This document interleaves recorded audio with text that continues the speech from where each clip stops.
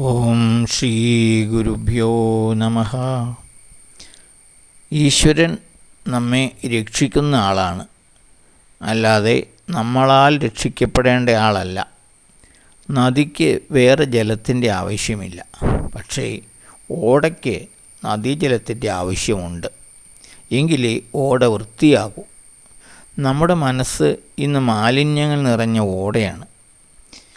ഈശ്വരനാകുന്ന നദിയിലെ ജലം ഉപയോഗപ്പെടുത്തി വേണം നമ്മുടെ മനസ്സാകുന്ന ഓട വൃത്തിയാക്കുവാൻ. നമ്മുടെ മനസ്സിനെ ശുദ്ധീകരിക്കുവാനും വിശാലമാക്കുവാനും മറ്റുള്ളവരെ നിഷ്കാമമായി സ്നേഹിക്കുവാനും സേവിക്കുവാനും കഴിയണമെങ്കിൽ നമുക്ക് ഈശ്വര കൃപ കൂടിയേ തീരൂ.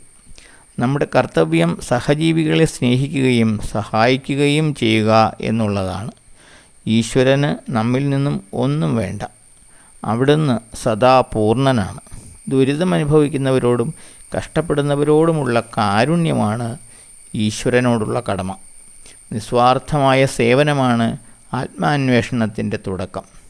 കണ്ണടച്ചിരുന്ന് ധ്യാനിച്ചതുകൊണ്ട് മാത്രം ലോകത്തിൻ്റെ കഷ്ടത മാറില്ല. നിസ്വാർത്ഥ കർമ്മമാണ് ആവശ്യം. മൊട്ടായി കൂമ്പിയിരിക്കുമ്പോൾ പുഷ്പത്തിൻ്റെ സൗന്ദര്യവും സൗരഭ്യവും ആർക്കും അറിയാനാവില്ല.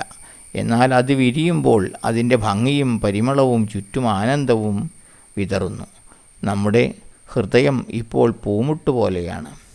പ്രേമത്തിലൂടെയും കാരുണ്യത്തിലൂടെയും നിസ്വാർത്ഥ സേവനത്തിലൂടെയും ഈ ഹൃദയപുഷ്പം വിടരുമ്പോൾ അത് ലോകത്തിനു മുഴുവനും അനുഗ്രഹമായി തീരുന്നു.